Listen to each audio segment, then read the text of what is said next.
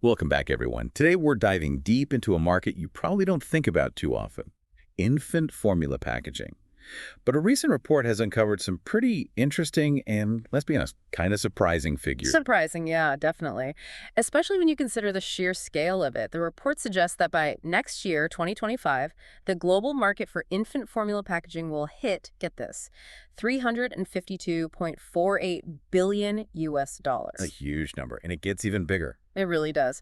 Projections for 2033 are even more impressive, with the market estimated to reach a massive $633.33 billion. That's some serious growth. Absolutely. We're talking about a compound annual growth rate, or CAGR, of 7.6% from 2025 onward. So clearly, there's a lot happening in this market, and that's what we're here to uncover today. What are the main forces driving this growth? Are there big regional differences? And what kind of packaging is leading the charge? This report, it covers a lot of ground. It looks back at 2021 to 2024, lays the groundwork for 2025, and then goes all the way to 2033 with its forecast. A pretty comprehensive look, then. Oh, absolutely. It breaks things down by packaging format, things like cans, pouches, cartons, then by form type, powder versus ready-to-feed liquids. We've got regional and country-level analysis, and even a rundown of the major companies involved. It's really impressive. So, kicking things off, what are the main drivers behind this global surge in the infant formula packaging market? Well, the report points to a few key factors. First up, there's a growing global awareness about the importance of infant nutrition. Parents are increasingly savvy. They really want to give their babies the best possible start. Right, and that extends to the quality and safety of the formula itself. Exactly. And of course, that includes the packaging, how it helps maintain that quality and safety. Makes sense. As societies become more health conscious, it follows that demand for premium, safe products, especially for infants, is going to rise. What else is contributing to this growth? Another big factor is urbanization. We're seeing a huge global trend of people moving to cities, and this often means an increase in the number of working mothers. Yeah, that changing dynamic within families has a direct impact on feeding choices. Absolutely. Formula often becomes a more practical option just because of the convenience factor. It offers that flexibility that so many working parents need these days. And speaking of convenience, I'd imagine that preference also extends to the types of packaging that are in demand, right? You're spot on. The report specifically calls out the growing popularity of pouch packaging. Apparently, its lightweight and portability, well, that really appeals to busy parents who are constantly on the go. It aligns with broader trends we see in food packaging generally, that shift toward more user-friendly formats that fit into our increasingly busy lives. Now, obviously, with something as essential as infant formula, there have to be some pretty stringent challenges and limitations in this market, wouldn't you say? Definitely. The report flags strict government regulations as a major constraint. And of course, baby food is highly perishable, right? It can spoil quite easily. Right. So the packaging has to meet some really high safety standards. Of course, those are absolutely necessary to protect infants. Absolutely. And then the materials themselves have to be incredibly effective. They need to keep the formula fresh and free from any contamination. Think of those regulations as the gatekeepers, ensuring that every single package meets the highest possible standards for infant safety. Are there any interesting trends emerging that are helping to overcome these challenges, or maybe even capitalize on new opportunities? Well, one trend that really jumped out at me is portion-controlled packaging. It makes things so much easier for parents, helps them prepare the right amount of formula, reduces waste, and ultimately ensures accurate feeding for the baby. That's a pretty clever solution, addressing both the practicality for parents and minimizing any potential errors in preparation. And looking beyond just the format itself, are there any advancements in packaging technology that are making an impact? The report touches on advancements in packaging tech aimed at boosting fuel efficiency. Fuel efficiency? Yeah. I guess this relates to both the manufacturing of those packaging materials and their transportation. Companies trying to reduce their environmental footprint and probably save some money in the process. Makes sense. So we see that focus on efficiency throughout the entire supply chain. Now, let's zero in on the geographical breakdown. The report provides a really granular picture of the variations around the world, and North America, it seems, is holding a pretty commanding lead. It is. North America is projected to account for over 40% of the global revenue in 2025. Wow, that's significant. Yeah, total market size of $130.42 billion. And the growth is expected to continue at a CAGR of 6.1% from 2025 to 2033. Not just the biggest then, but still on a very strong upward trajectory. What's driving this continued growth in North America? Several factors seem to be at play here. The report highlights this increasing health awareness among parents in the region. Right, we talked about that earlier. Exactly. It's fueling demand for those premium specialized formulas. We also see a strong preference for convenient packaging, especially ready-to-feed options, like we mentioned earlier. Makes sense, given the busy lifestyles in many North American households. And importantly, there's a significant shift towards sustainable packaging. Consumers are increasingly opting for materials that are recyclable and reusable. It seems like North American parents are thinking about the health of their children, but also the health of the planet. So they're being quite discerning, prioritizing both the nutritional aspects and the environmental impact. The report actually breaks down the North American market further by country, right? It does, yeah. The U.S. is the largest market within North America. It's estimated to be at $102.90 billion in 2025, with a projected CAGR of 5.9%. Canada comes in next with a market size of $15.65 billion and a slightly higher growth rate, 6.9%. Mexico is estimated at $11.87 billion with a CAGR of 6.6%. So the U.S. is the clear leader in terms of size, but both Canada and Mexico are demonstrating really strong growth as well. So a region with a lot of dynamism. Now let's shift gears and head over to Europe.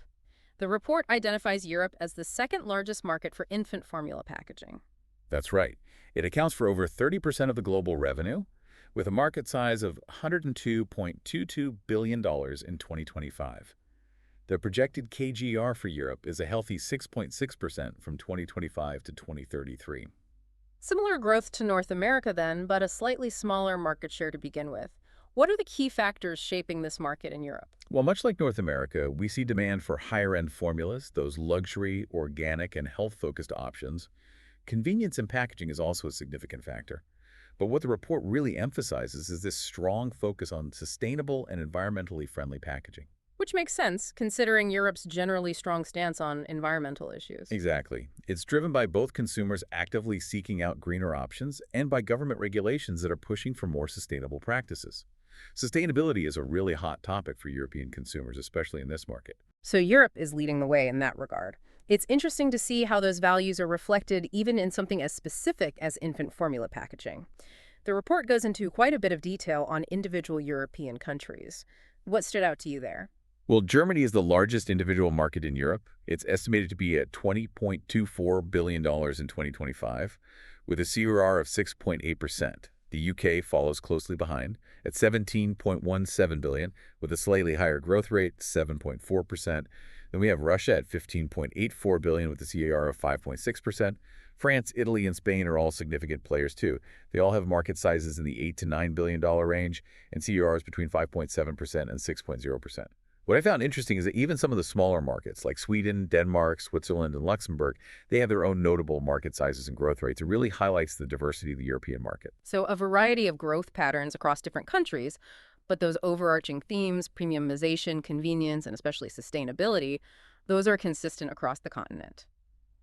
Now let's turn our attention to the Asia-Pacific region, or APAC as it's often called. We often see this region exhibiting very strong growth in consumer markets, wouldn't you say? Absolutely, and this market is no exception. APAC currently holds around 23% of the global market share, with a 2025 market size of $84.60 billion. A significant chunk of the market. It is. But what's even more remarkable is the projected CAGR, a whopping 10.3% from 2025 to 2033. That makes it the fastest growing region by a considerable margin. That's pretty impressive. What's fueling this rapid expansion? The report points to a few key factors. We're seeing rising birth rates in many APAC countries, coupled with a burgeoning middle class. And of course, there's increasing awareness around infant health and nutrition. A combination that naturally leads to increased demand. Right. This combination translates into greater demand for premium and fortified formulas. And mirroring the global trend, we're also seeing increased adoption of sustainable packaging options in the region. It's a confluence of factors: more babies being born, more families with the means to spend on high-quality formula, and a growing awareness of environmental issues. That's quite a potent mix. Which countries are leading the way in APAC? China is the biggest player, by far. It's estimated at $35.53 billion in 2025, with a robust CAGR of 9.8%. India's growth is even faster at 12.2%, but the market size is smaller at $8.46 billion. Japan and South Korea are also significant, with markets at 11.67 billion and 10.15 billion respectively, and strong AGRs hovering around 9%. The report also points to Southeast Asia as a whole as a key growth area, with a CAGR of 11.1%. It's really a dynamic region. A real hotbed of activity and growth. Next up, let's look at South America. Okay. Now, South America has a smaller slice of the global pie, just over 5%, with a 2025 market size of $13.39 billion. But its projected CAGR, 8.3% from 2025 to 2033, is actually pretty strong. It's higher than both North America and Europe. Suggesting that this market has a lot of potential. Exactly. It's a market to watch for sure. What's driving this growth in South America? Well, the report points to a couple of familiar trends: increasing urbanization, rising disposable incomes, and a growing awareness of infant nutrition. These factors lead to greater demand for those premium and organic formulas.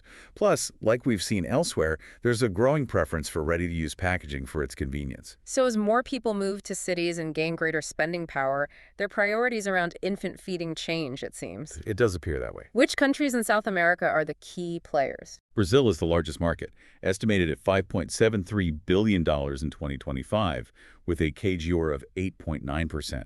Argentina and Colombia follow, with markets of $2.25 billion and $1.19 billion, respectively. And they actually have even higher growth rates, both around 9%. So while Brazil is the biggest, Argentina and Colombia are showing particularly strong growth. So a lot of potential in that region. Now, on to the Middle East. All right. The Middle East accounts for about 2% of the global market share, with a 2025 market size of $14.1 billion. Its projected CAGR is 8.9% from 2025 to 2033, also pretty strong. Similar to South America in terms of current market share, but a slightly higher anticipated growth rate. What's fueling this growth? Again, we see those familiar trends: increased urbanization, rising disposable incomes, and a growing demand for, well, high-quality everything, infant nourishment included. Plus, there's a growing awareness of health and well-being, which translates to a demand for packaging that's both secure and user-friendly. And which countries are leading the way in this market? Saudi Arabia is the largest market, estimated at $4.96 billion in 2025, with a CAGR of 9.2%. The UAE and Qatar also have significant markets, with strong growth rates around 9%. Turkey and Egypt are also mentioned as notable markets in the region. So a region with strong economic growth and a growing emphasis on health. Exactly, and that's reflected in their choices around infant formula and packaging.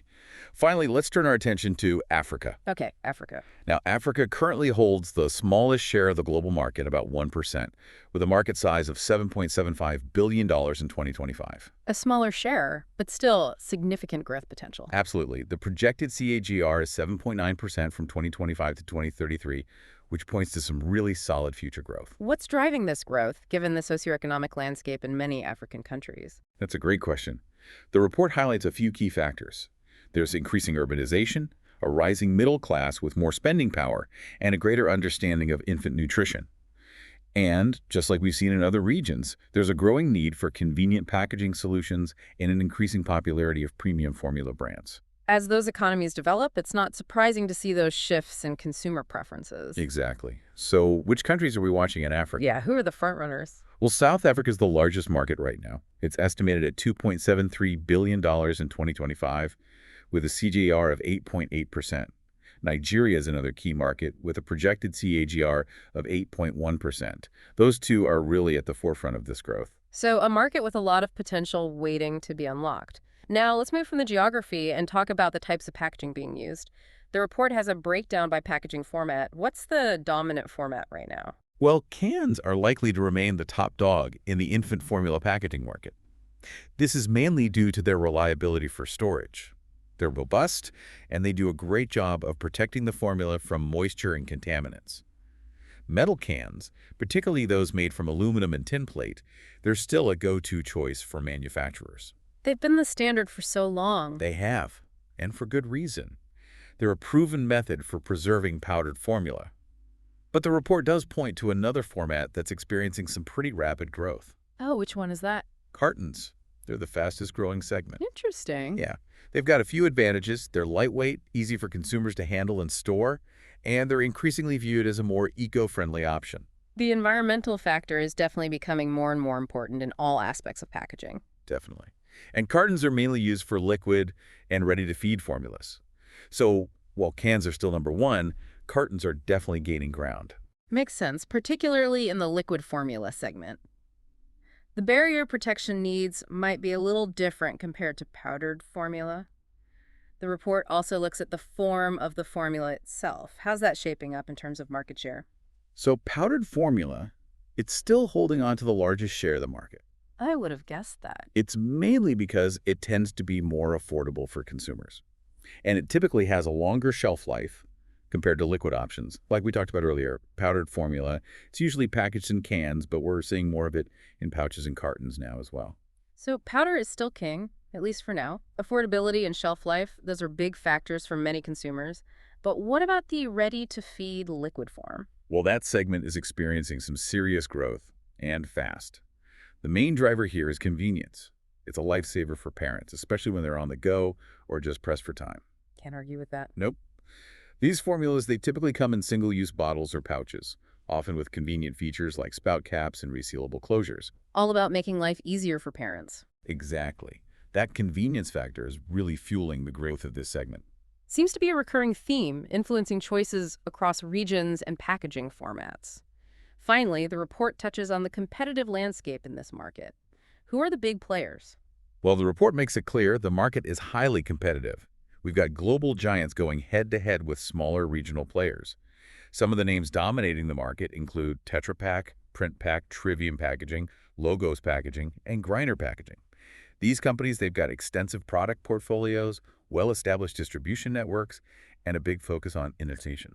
They're all major players in the broader packaging industry, so it makes sense they'd have a strong presence here as well. The report also mentions some recent activities or partnerships that illustrate these trends we've been discussing, right? It does. For example, in May 2021, Kraft Heinz teamed up with Gualapack to develop recyclable baby food pouches for their Italian brand, Plasmon. This move really highlights the growing importance of sustainability in this market. A good example of a company responding to consumer demand. Exactly. Then, in November 2022, Plum Organics, they redesigned their packaging with a focus on ingredient transparency, which really speaks to that increasing demand for information about what's in the products we give our children. It's all about trust and giving parents the information they need to make informed choices. Absolutely. So as we wrap up this deep dive, we can really see how significant the global infant formula packaging market is. We've seen the impressive growth it's projected to experience, how market dynamics differ across regions, with APAC really leading the charge. And we've seen how those factors, increasing health awareness, the move towards urbanization, and that ever-present need for convenience, how they're shaping these trends globally. And let's not forget the ongoing dominance of cans for powdered formula. Right, but also the rapid growth of cartons and ready-to-feed formats reflecting the evolving needs of parents. That estimated market size in 2025, $352.48 billion, and that projected jump to $633.33 billion by 2033, that really highlights the sheer scale and potential of this industry. It's a huge market with so much potential. And when you consider all these interconnected trends, the focus on sustainability, the demand for convenience, transparency, and the diverse dynamics in different regions, well, it really begs the question. What kind of innovations in packaging materials or designs might we see in the future? And how will these innovations impact both the families who use these products and the environment? It's a question worth pondering. It certainly is. Thanks for taking us on this deep dive. Absolutely. Until next time, everyone.